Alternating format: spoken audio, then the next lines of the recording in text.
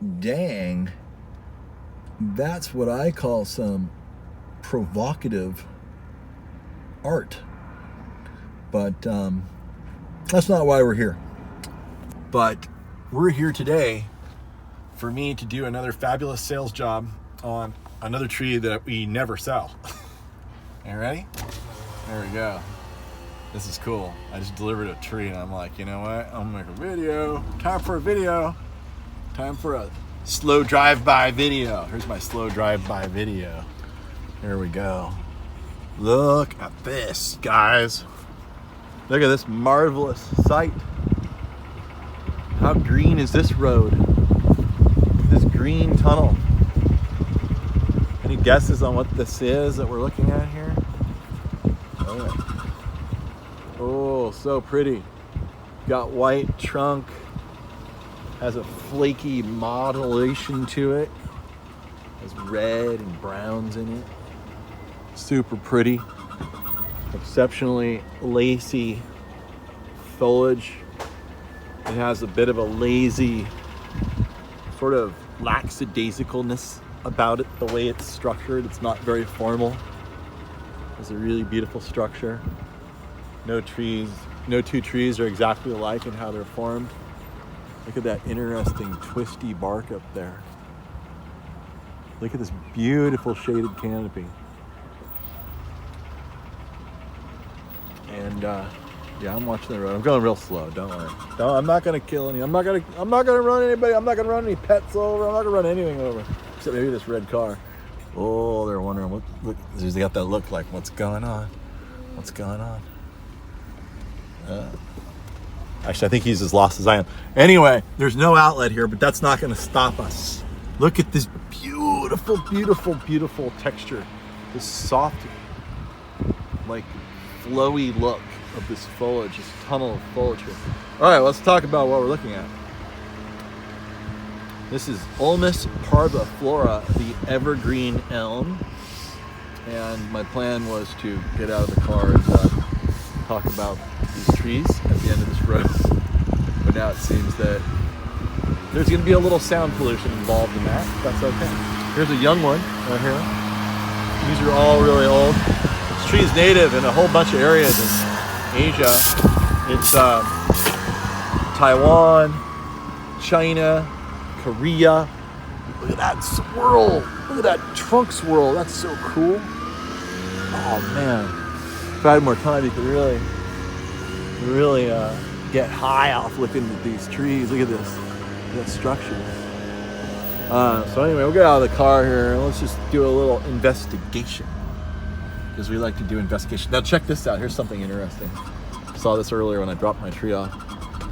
Made me want to get out and play some baseball. But anyway, look at this. Look at this building. What's going on there? I don't know what's going on there. It's interesting. Disregard that noise. I just ordered the part for that. It's something to do with the anti-lock braking system. So, just to annoy you. But let's go look at these trees. Almost parviflora. It's from Asia. Lots of different countries this thing is native to. I'm just going to park in a red zone, just temporarily, just for a little while, and leave enough room for people to go by. Make sure nobody gets upset. For the betterment of mankind and womankind and every kind, everywhere, we need to talk about this tree. So this is a cool tree. Let's go look at the little one first. Here's a little guy, freshly planted. And it's almost like a willow. It's very willowy. Here's the bark. It flakes really nicely. Now, isn't that interesting? Isn't that pretty? Look at this. Really pretty. The bark, as you can see, gets to a really lighter color as it ages. Now, what I'm noticing here on these sidewalks are really old, and I don't see any major deflection in the sidewalks. We'll take a look at that too. But it's a younger tree. This is probably a 48-inch box-sized tree. It's big. It's fast-growing. It's kind of evergreen. This is one of the hardiest elms there is. Cold hardy. It's hardy down to some ridiculously low temperature that you never have to worry about because it never gets that cold where most of my viewers are from. I'm sure here they've trained these trees a little bit. But what else can I say about it? It is pretty resistant to disease. It's just an overall really easy tree to deal with. And what's interesting, look how big the tree is, and there's no major sidewalk deflection.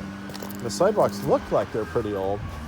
Let's see how extreme of an example we can get without having bulging sidewalks here. Here's another one. Look at this one. That's a big boy trunk there. Now here's the trunk when it's mature. It's this beautiful mottled look, which is so pretty. What I really like is the lighter color here, because that's what really makes these trees sort of stand out off in the distance looking down, because this lighter color is a really good contrast against that green. You see that? And so you can see like there's a tree down there pretty far.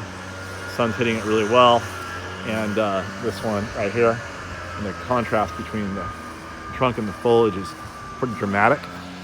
Oh no. That's a black cap down there. He just crossed my path. I'm gonna be nervous for the rest of the day.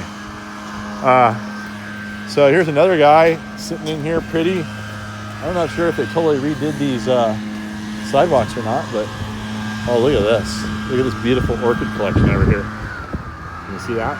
That's pretty. Gotta love LA. Everyone's got cool stuff. So let's see, this tree is extremely hard. The wood in here is extremely, really valuable hardwood. They make a lot of things out of it. Out of elms, a lot of the baseball bats are made from elm.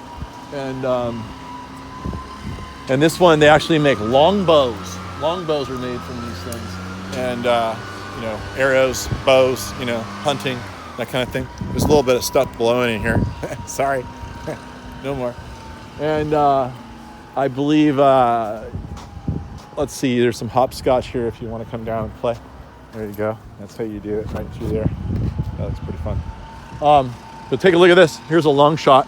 That's what I was kind of stating earlier, is how beautiful this lighter bark is against this really dark green color. Now, it's a great tree. There's really no color to it as far as flowers go. It's not super exotic. But you can see how dramatic it is as a dappled shade tree down a long city street, and especially in a place like LA. It's not a very leafy place in LA. And so this really gives you this lush feeling in here. And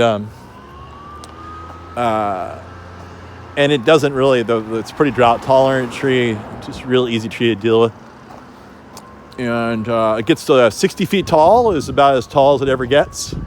And it can get about the same width. So it's a pretty big tree. So you got to be pretty motivated to have this tree. Now look how beautiful this is. This almost looks like a Eucalyptus deglupta trunk. That's the rainbow gum eucalyptus from Australia. Actually, it's from Mindanao. It's the only eucalyptus in the northern hemisphere. So this actually got picked up a little bit. You see they've grinded the sidewalk down a little bit because this big boy picked it up. But look at the beauty. Look at this. That's a 12-inch long foot. So you can see how big this is. And it looks like it's not causing too much harm out here.